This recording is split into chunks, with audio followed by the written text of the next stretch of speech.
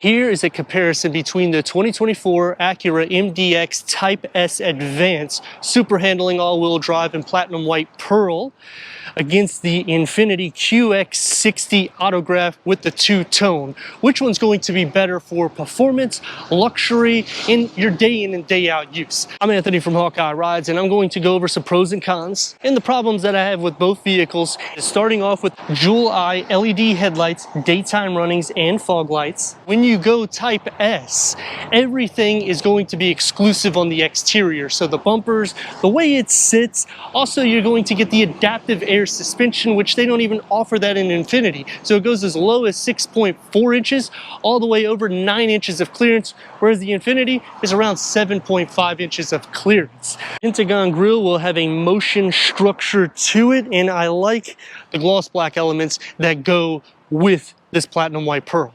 When you get into the Infiniti, LED headlights and daytime runnings, no fog lights, and you're going to have the inwards mesh for the grille, Infiniti badging in the center. Front and rear parking sensors in the air pocket is non-functional.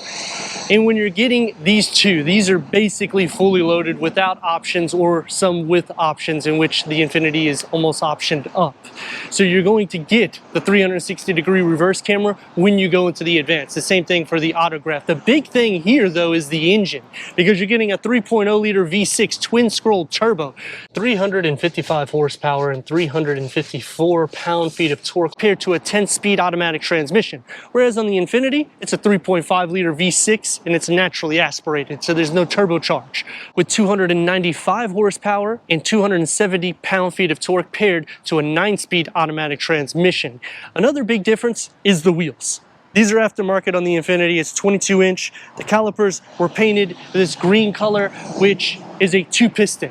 When you go into the Type S, you're getting a 4-piston Brembo brake. It's larger brakes in the front. You get the red brake calipers. These are unique wheels at 21-inch with the gloss black elements that's going to highlight the fenders and work its way down the lower skirt.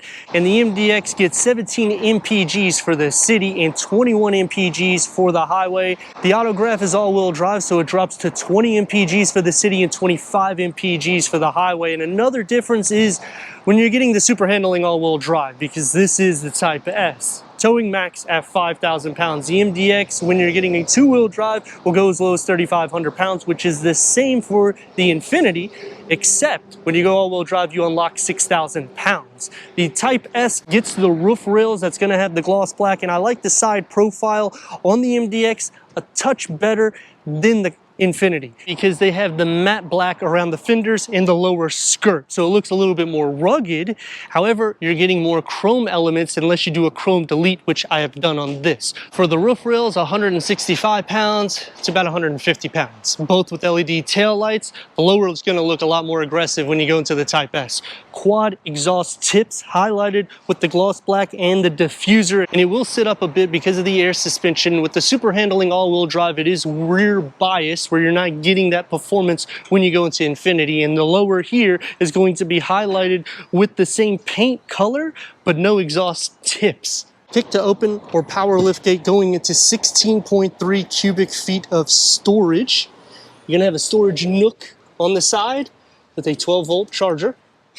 Underneath the floor, that's probably about another 7 or 8 cubic feet. The nice thing also is this is reversible, so if you have wet items, you can now fit them and you don't have to make the vehicle smell.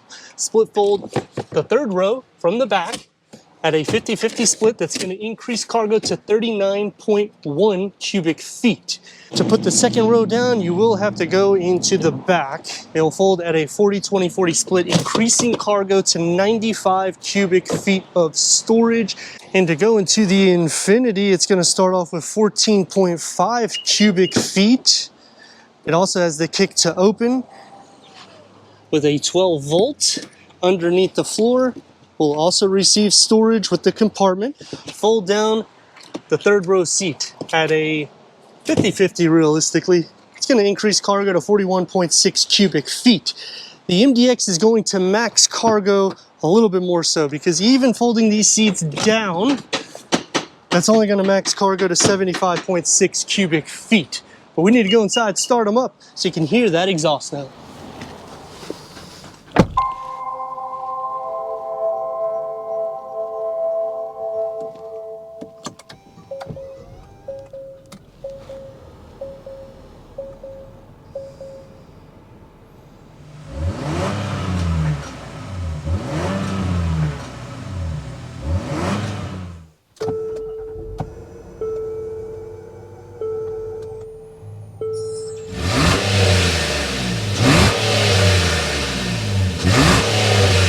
The MDX gets 16-way power seat adjustment with full Milano leather in the red with the contrast stitching and the piping in black.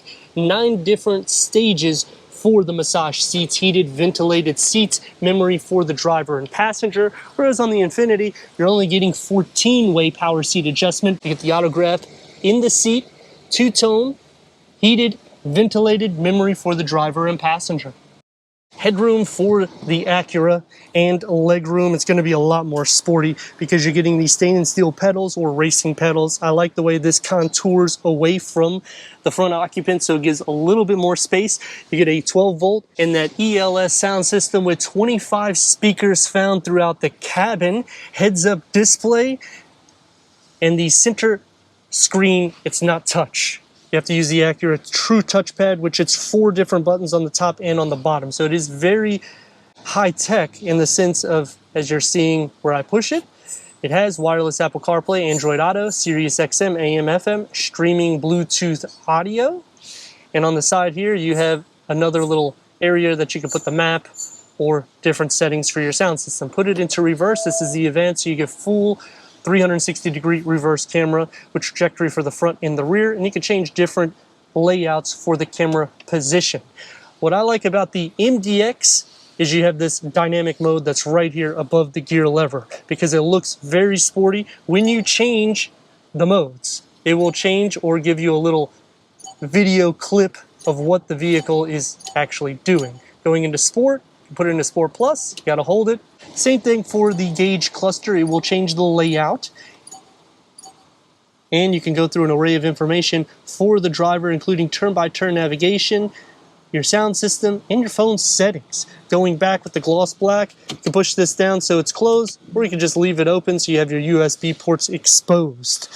And the key fob for the MDX Type S, which you can just sit right there. I like that we got this little palm holder here, so we're not necessarily touching here because you could just use it as a grab handle. QI wireless charger underneath it. This is a 2-stage. So the first stage opens up where you can put some pins and some notepads. Open up again, a 12 volt USB, and it's a deep storage pocket. Sport steering wheel, it's a flat bottom. Heated, multi-function. Adaptive cruise control, lane keep assist with the paddle shifts. Type S badging. And the door panels and the dash integrate in together. ELS sound system, one touch up and down for all the windows with a large and deep storage pocket in the front with a large pano moonroof that goes to the second row and an auto dimming rear view mirror. As for the Infiniti, the headroom and the legroom, it's going to be a little bit more on the luxury side, but you have a little bit more width. It is more driver focused with the wood inlays. Because this is the Autograph, you're going to get the diamond stitch, which also goes into the seats, but it does not go into the door panels. We get a full pass-through with a QI wireless charger. This is a touch-sensitive tri-climate control, heated steering wheel. We have wireless Apple CarPlay, Android Auto, Sirius XM, AM, FM, streaming Bluetooth audio. And when you put it into reverse, we have a 360-degree reverse camera, full trajectory for the front and the rear, and you have different camera layouts as well with a digital rear view mirror or an auto-dimming rear view mirror. Pano moonroof goes to the second row opposed to the last gen. And then we have a rotary knob, which you can also use for the infotainment screen. Going to be soft to touch, opens up into a deeper storage pocket, USB 12 volt areas for cards. Same thing here in a pin holder, leather wrap steering wheel, flat bottom as well. Multi-function with adaptive cruise control, lane keep assist, and the paddle shifts. The gauge cluster can go through an array of information for the driver, including the turn-by-turn navigation, and you can also change the design layout as well. With a heads-up display, the dash is going to be a little bit more flat. Bose upgraded sound system, you get the wood and the ambient lighting. I like the mesh that comes into play, one touch up and down for all the windows. It's soft to touch where it needs to be, and a large and deep storage pocket. For the back seat of the MDX, headroom and legroom. Storage behind both of the front seats. Heated second row seats, third climate control, 12 volt, USB, home plug. We got everything back here. Armrests, cup holders, and storage for the third row. This is actually unique. We're gonna get to that in a second.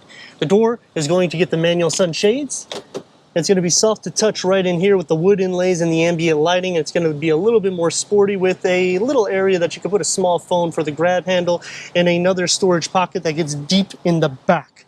What's cool about this is it's removable. So you just simply pull this, and now you can take this out and have captain seats. And now we have the pass-through captain seats that you don't have to pay for, and you still get the extra seating. Whereas when you get into the Autograph, captain seats, you can remove this center piece to give more space. Headroom, you're going to be sitting up a little bit more so. Leg space isn't bad. Storage behind both of the front seats. Third climate control, heated seats, home plug, no 12-volt, 2 USB ports, and you're going to get the sunshades. Soft to touch where it needs to be, and about the same size storage pocket. Entering into the third row, push the button, it's going to slide forward. Now I left the seat in here purposely so you can see the difference. You get cup holders, USB ports, the ELS sound system comes into the back. Leg space, it's going to be a little tight. The rails, they're pretty much pushed up. It just, this contours inward, so it does kind of force you to go upwards. Slide this back so we could actually see. Not too bad. Smaller window. It's not really a claustrophobic, but it is a little bit more dark. Headroom isn't bad. And going into the Infiniti, the same thing. It slides up. You have a little bit more of an opening to go into the back with a little area here that you could put a larger phone. Both sides get cup holders and USB ports, and this is for the actual seat belt. The windows are about the same size, air vents in the ceiling. Headroom isn't bad. Sliding these back, the rails kind of make you share feet space, but this is a 6-seater. I do like that we still have a little bit more space here, but the rails are a lot larger in the Infiniti than in the Acura. Should you option an Acura MDX Type S Advance over an Infiniti QX60 Autograph? Well, there's 355 reasons to say, well, and 354 pound-feet of torque that's saying it's going to be quicker by about a second. 0 to 60. The interior is going to be more sporty in this. When you go advanced, you get the 360-degree reverse camera. When you go up tiers in the QX60, it's going to be the same. However, there is about a 10 grand gap in the fully loaded opposed to the fully loaded when you go all the way up to the advance.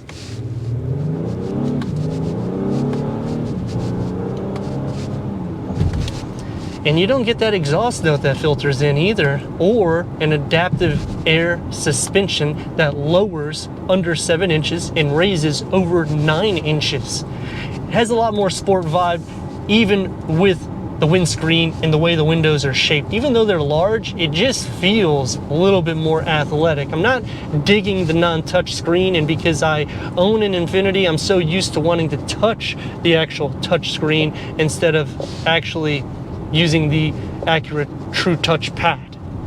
I like that we have the dynamic mode because that looks really cool. I'm not a big fan of the push button to put it into gear. I actually like a little gear lever or the little razor that the Infiniti does. Does 40 horsepower make a difference to you? Let's see.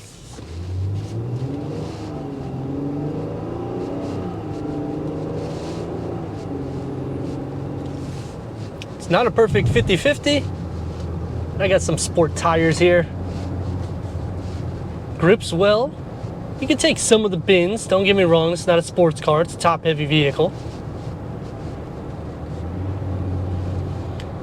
The sound deadening is not as airtight, but I can hear the exhaust note, which I would like to hear more so in the Type S. The clearance in this actually feels like I set up higher, even though I have less ground clearance, and you sit a little bit more so inside the vehicle, meaning the door panels are lower. So the comfort to the ride is actually a lot better, even with altered tires, meaning these 22-inch wheels. It's going to take me to some pros and cons on the Infiniti. Starting off with, you only get one engine option. At least when you go into the MDX, you get a couple different variants in which you can go performance or you can just go luxury. Here, the only thing that you could do different is all-wheel drive or two-wheel drive, in which will increase your towing capacity. Some other pros about the vehicle is it's a lot more plush and refined, especially when you go into the Autograph, because you're getting a lot more soft seat. If you go into the Sensory, it's a little bit more hard. But imagine if they put the Red Sport 400 twin turbo V6 engine here with 400 horsepower, night and day difference of a drive and the exhaust that would filter in, because I can hear the exhaust already. The main reason why I personally chose Infiniti over Acura is the touchscreen. The storage is a lot more so in the door pockets. You get the pass through. It's just configured a little bit better, and you're getting optimal luxury amenities, especially with the captain seat configuration, because now each individual in the second row feels similar to the first row. 58-42 weight distribution, so we're not going to go too crazy. We're going to make sure that it's in Sport Plus again, so you can see some of the bins. Here we go.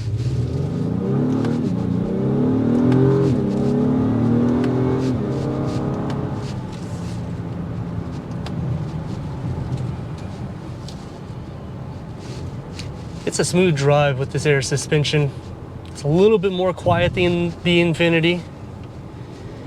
Some cons right off the bat though is when you are using the Sport Plus or even the Sport mode, it doesn't really like you to be engaged with changing the gear, so it's going to stay at a higher rev, and when it's rear wheel bias, it's not 100%, which I'm all right with that because this is still a family SUV.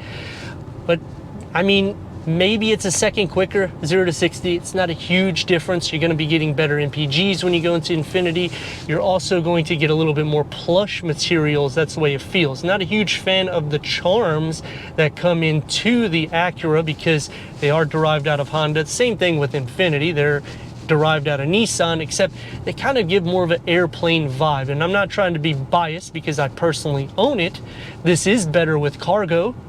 This is a better option if you're looking to be versatile with captain seats or not.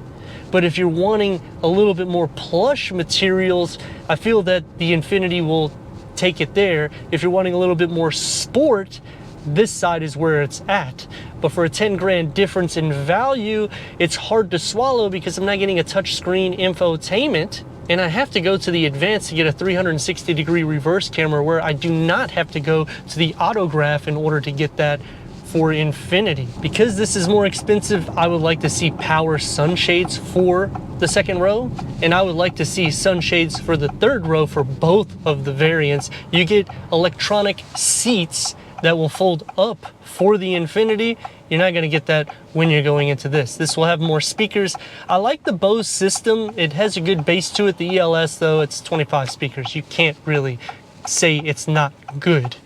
Ambient lighting, you actually have it here. You get it when you go into the Autograph or the Infiniti, but it's still not necessarily like this. It's just one color. Turn radius at a stop point is going to get about 2 lanes. As for width and length, this feels a lot longer and wider.